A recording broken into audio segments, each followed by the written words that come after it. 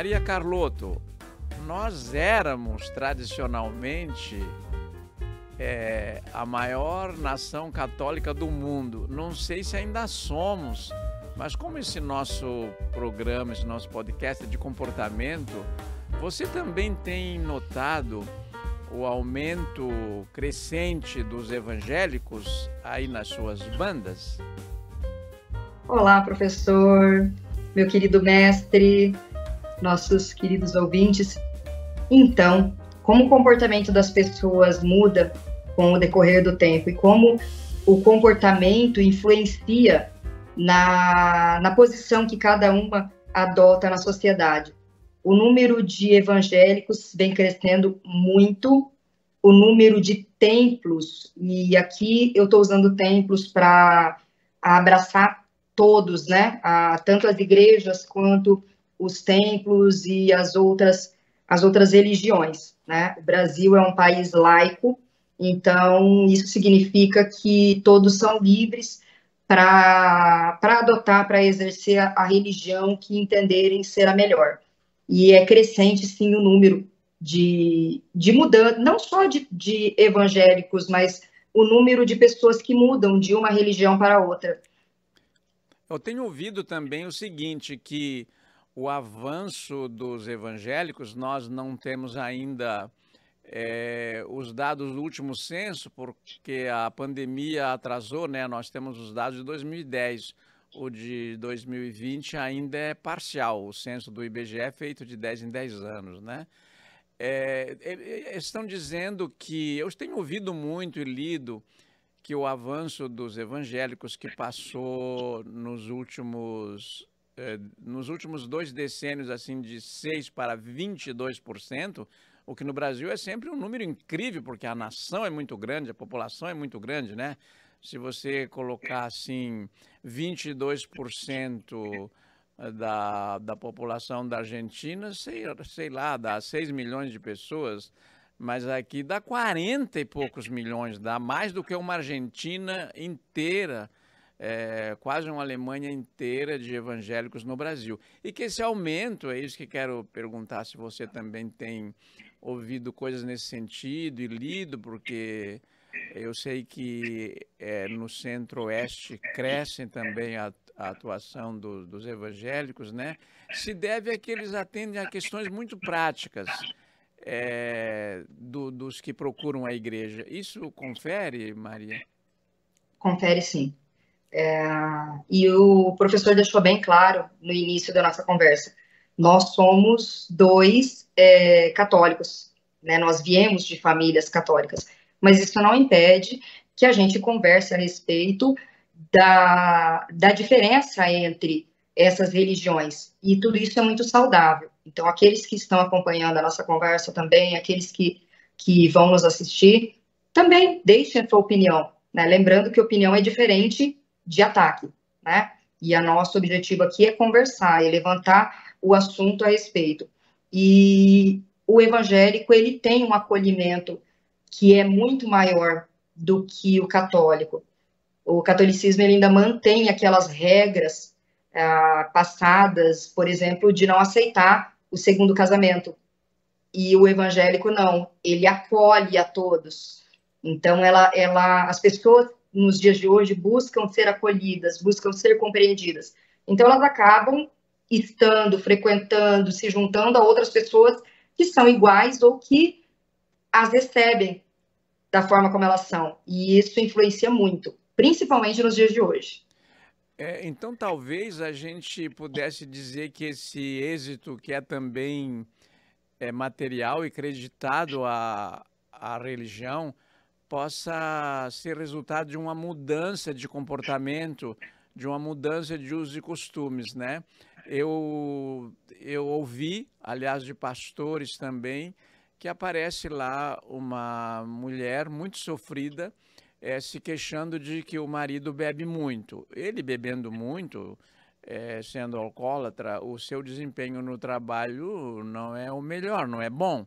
Isso prejudica o trabalho dele, em casa também o convívio. Ele é chamado a socorrer, ele visita a casa, ou alguém, um amigo, traz ao templo e depois nós vamos conversar, reservar um minutinho também para tratar dessa diferença, né? Os católicos chamam de igreja, que é do grego eclésia, que depois passou para o latim e deu igreja, e eles chamam de templo. A igreja dos evangélicos é templo, e o templo dos católicos é igreja. Então, essa mudança de costumes atribuída à religião tem também uma função cultural, não te parece isso? Sim. Eu fiz um levantamento aqui no Mato Grosso do Sul. Nós somos o terceiro estado com maior número de evangélicos no Brasil. E essa pesquisa que foi feita, esse pesquisador fez o levantamento com base no CNPJ, né, que toda igreja tem um CNPJ. Ainda que exista a questão da isenção tributária, ela se submete a várias regras, tá? E pelo CNPJ ele fez esse levantamento. E nós temos aqui, né, no ano de 2000, no Mato Grosso do Sul, tinha 25 templos para 100 mil habitantes. E esse número é crescente, né? Então, o nosso estado ele é o terceiro maior, com 62 evangélicos, né? 62 templos para cada 100 mil habitantes. É um número bem expressivo. Bem, mas tem também uma outra coisa, né, Maria Carlotto, que é o seguinte: a gente quando fala ou quando lê ou está mais presente na mídia, esses dois grandes ramos do cristianismo, né, os católicos e os evangélicos. Mas nos evangélicos, nós temos também pentecostais, adventistas, metodistas, que têm escolas, aliás, né, de qualidade referencial boa, como a Universidade Metodista de Piracicaba, a Universidade Mackenzie, e tem escolas também, escolas adventistas de boa qualidade. Essa mudança de comportamento, eu gosto de não perder o nosso foco, né, que é o comportamento. As pessoas estão mudando o comportamento por causa e junto com as respectivas religiões. Nós, por enquanto, estamos só nessas do ramo cristão. Mas, por exemplo, a questão da fé, que é um domínio conexo muito curioso com religião e direito, né? Porque a gente diz alienação fiduciária, quer dizer, pega um crédito e deixa lá um veículo em alienação de fé, de fiduciária, o cartão de crédito. Quer dizer, na economia, todas as questões de palavras-chave das religiões aparecem com outro sentido naturalmente. Mas eu queria lembrar, sim, que há também terreiros, a Umbanda, os cultos afro-brasileiros, não é verdade? Sim, sim. Tá englobado tudo, né? Tá englobado tudo. Aqui no Mato Grosso do Sul, há uma igreja para cada 424 pessoas, tá? Na capital, eu estou falando só de Campo Grande. E essa mudança de comportamento, né? A gente falando do comportamento, por que as pessoas estão mudando? Pelo acolhimento, justamente por encontrar nessa igreja tudo aquilo que ela precisa. Ela tem a escola de qualidade, ela tem o hospital de qualidade. Eles acabam se relacionando comercialmente entre eles. E a gente tem, novamente, aqueles blocos, as pessoas que se reúnem entre os iguais para se auxiliar. E isso vai atraindo mais pessoas. No momento em que eu estou em um ambiente que me acolhe, no ambiente onde eu me sinto protegido, normal que tudo que eu faça esteja relacionado a essa religião. Então, a propagação de colégios, antes a gente tinha apenas os colégios salesianos, os colégios católicos, os colégios das freiras. Hoje nós temos, como o professor disse, os colégios adventistas, nós temos colégios espíritas também, e isso eu acho maravilhoso. Eu entendo que a religião ela é uma forma de controle do ser humano, né? Controlar o lobo do homem, controlar, e quando a gente fala homem, a gente está falando homem e mulher, é controlar o ser humano.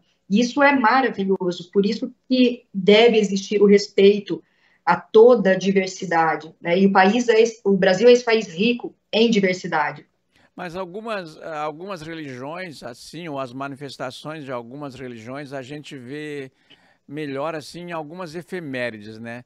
Por exemplo, nos finais de ano, as flores, as oferendas, a Iemanjá, não é? E eu me É, lembro da minha adolescência em que, quando trovejava, se recomendava e eu ouvia minha avó, meus parentes, meus tios, minhas irmãs mais velhas, porque dos irmãos eu sou o mais velho, invocarem Santa Bárbara e São Jerônimo contra os relâmpagos ou para a proteção das trovoadas, né?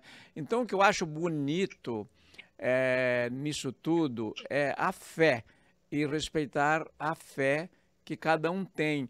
A manifestação é ele que escolhe, são aqueles grupos que escolhe, deve ser o que deve ser garantido, como você já reiterou, é a liberdade de culto, que é assegurada, aliás, na Constituição, não é? Agora, veja, eu desde menino, minha mãe teve vocação, para eu ser padre. Eu sou um caso ainda mais radical, né? Minha mãe teve vocação para eu ser padre. Eu fui posto num seminário onde fiquei 8 anos. Para mim, as palavras culto, por exemplo, tinham um outro campo semântico, né? Só depois de professor universitário é que eu comecei a ver que, por exemplo, o culto era aquilo, era o equivalente a que nós, católicos, dizemos missa, para eles é culto. O culto se faz nos templos e a missa se faz nas igrejas. Se bem, Maria Carlotto, que no sul em muitas cidades também ainda se pode ver, em vez de templo, Igreja Presbiteriana do Brasil, né? Igreja da Assembleia de Deus, pentecostal, Igreja Pentecostal. igreja pentecostal. As palavras templo, embora a palavra templo não seja usada assim como referência no campo católico, mais no campo protestante, digamos assim, né? Às vezes essas denominações se mesclam, né?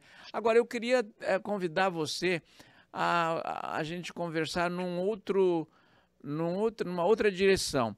Dadas essas transcendências que todo ser humano tem, o pessoal, os evangélicos oram e os católicos rezam.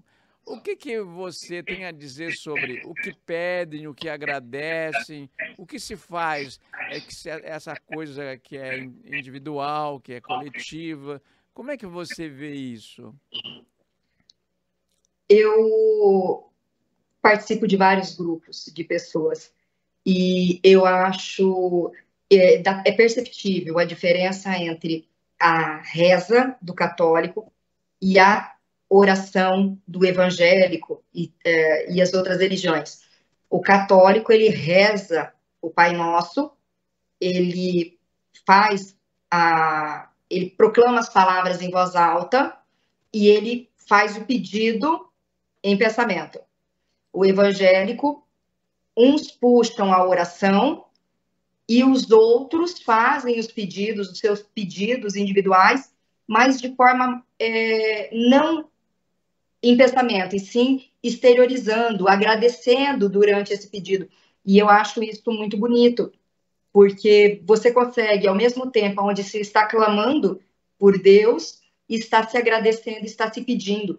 E todos, eu acredito que todas as orações chegam ao Deus, eu entendo que é o mesmo Deus para todos. Então, eu fico pensando lá, Deus no céu recebendo todas essas orações, esses pedidos.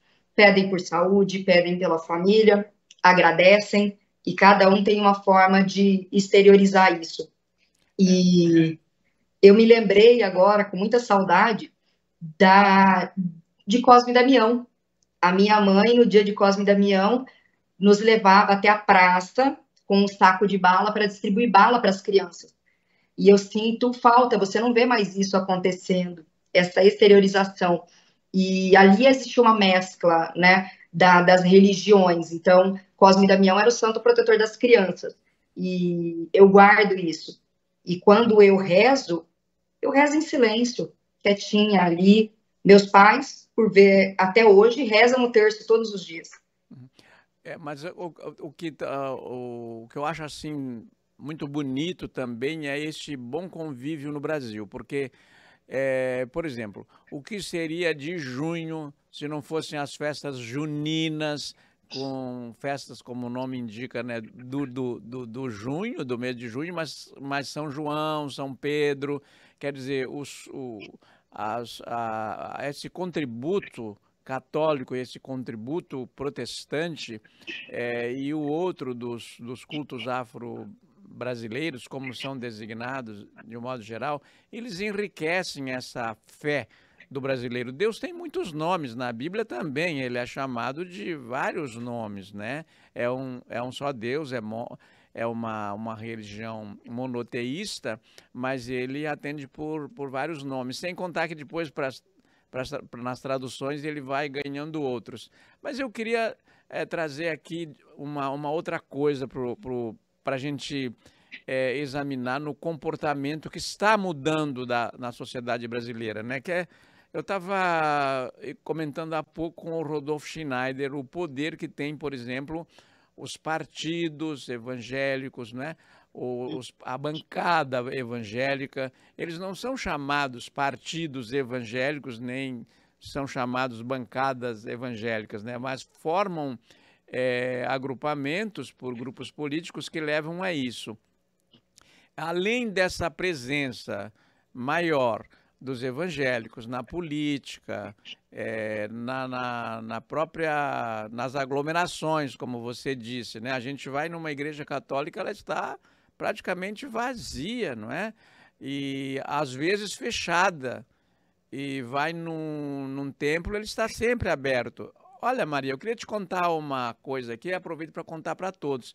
Eu fui renovar a minha carteira de motorista e fui fazer o exame de vista na periferia da Barra da Tijuca. E lá havia, do lado do consultório da médica que me atendeu, aliás, me atendeu muito bem, havia um templo, estava aberto.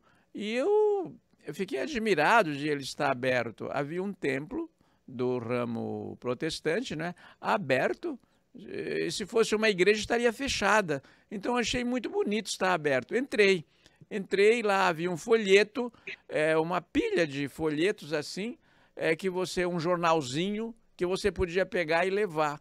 Então, fiquei admirado. Aqui no Rio de Janeiro, de não roubarem o templo, né? Ali aberto e ninguém rouba. E segundo, de ter um jornal de graça para você pegar, coisa que nós não encontramos. Quer dizer, encontramos se for na hora de uma missa lá, vão distribuir um folheto e tal. Mas eu queria então agora me alonguei demais e queria trazer a tua contribuição na seguinte direção, Maria Carlota. Nas injunções assim do direito com a religião. Quando você nota que a religião pode influenciar o ambiente do judiciário, o ambiente do direito, seja como os operadores do direito, os juízes, os promotores, os advogados, como os beneficiários ou as vítimas? A religião, ela é, sim, uma fonte de acolhimento, é uma fonte de controle da sociedade. E, independente do motivo pelo qual a pessoa acabou se submetendo, sendo julgada e acabar cumprindo uma pena, é visível a quantidade de pessoas que visitam esses presos. E é gritante a quantidade de evangélicos que vão até as penitenciárias para fazer essa evangelização, para levar a palavra. E isso traz conforto para aquele que está ali preso. E veja, ele está cumprindo pena para pagar por um crime que ele cometeu. E isso é o mínimo que se deve fazer. Mas, ainda assim, ele está sendo acolhido, ele não está abandonado. E para aqueles que querem encontrar uma forma de conversão, uma forma de mudar de vida, uma forma de poder, além de purgar a pena que foi imposta a ele, mas não cometer novamente aquele crime, a religião está aí para isso. Então, tirando todas as questões que têm que ser consideradas, sim, a respeito do cometimento de crime, mas a imposição de pena no Brasil, e por isso que não existe pena de morte, ela é no sentido de que todo ser humano pode ser socializado novamente. Ele cumpre a pena dele, ele volta para a sociedade para conviver. E se ele foi acolhido, se ele tem esse trabalho espiritual, religioso, com certeza ele vai voltar uma pessoa diferente, uma pessoa melhor. Existem aqueles que não vão se corrigir nunca, né? A gente sabe disso, mas ainda assim é dada a possibilidade de conversão. E eu não sei se é porque talvez eu não esteja tão atuante nessa área atualmente, mas não se ouve falar tanto da pastoral carcerária. Você vê mais os evangélicos indo até lá, assim como nos hospitais, nas creches. Então, é o trabalho formiguinha. E Quer a nossa... dizer, Pode perdão. falar, professor. Não, por favor, conclua, depois eu vou dizer. E eu acho que a nossa conversa, ela não é criticando, e sim estimulando. Será que não deveríamos estimular as religiões a também fazerem esse papel de estar aonde precisa estar, ao invés da população ir até a igreja, será que não é a igreja ir até a população? O que eu queria dizer é o seguinte, concordo inteiramente, é que as pessoas têm o direito e o dever de conferir se os dados das estatísticas estão corretos, né? O Milor Fernandes tem uma frase muito bonita. Olha, aqui diz que o brasileiro está comendo um frango por mês. Bem, eu não comi nenhum, então alguém comeu 2, porque eu não comi nenhum. Daí uma estatística diz que o preço do mercado, que os preços estão estáveis. Daí a dona de casa, hoje tem também o dono de casa, né? Eu também faço compras na minha casa quando a Michelle não pode. Você vai lá, os preços não são aqueles, não tiveram só aquele aumento que as estatísticas estão dizendo. Então, no caso do comportamento, eu achei muito interessante a gente trazer esse outro olhar. Eu queria convidar os nossos espectadores a observar assim, a presença das religiões na vida cotidiana, porque às vezes elas são ignoradas, mas é muito frequente que haja um crucifixo numa parede, num lugar que você frequenta, não é? O doutor João Cavalcante, que era o fundador da Estácio, dizia, olha, todo tribunal de justiça tem Jesus ali na cruz, um crucifixo, é para mostrar que ele não está ali. Era assim, uma butada que ele dizia, né? E nós temos essa presença que você destacou, das escolas, dos hospitais, do atendimento. Em resumo, a religião não traz só um conforto espiritual, ela traz as diversas religiões, elas trazem formas de acolhimento e de atendimento, de conforto para as pessoas em quaisquer momentos. Não é, a gente está falando aqui de momentos dolorosos, mas tem também as festas de casamento, batizado, não é? Tem muita festa com perfis, com viés religioso, né? Me lembro do Paulo VI, do oratório Paulo VI, que era o lugar onde nós nos reuníamos depois da missa, depois da catequese, e toda a comunidade se reunia ali, as crianças e adolescentes se reuniam ali para brincar. Então era um lugar muito democrático, onde todos eram iguais, todo mundo brincava igual, todo mundo jogava bola igual.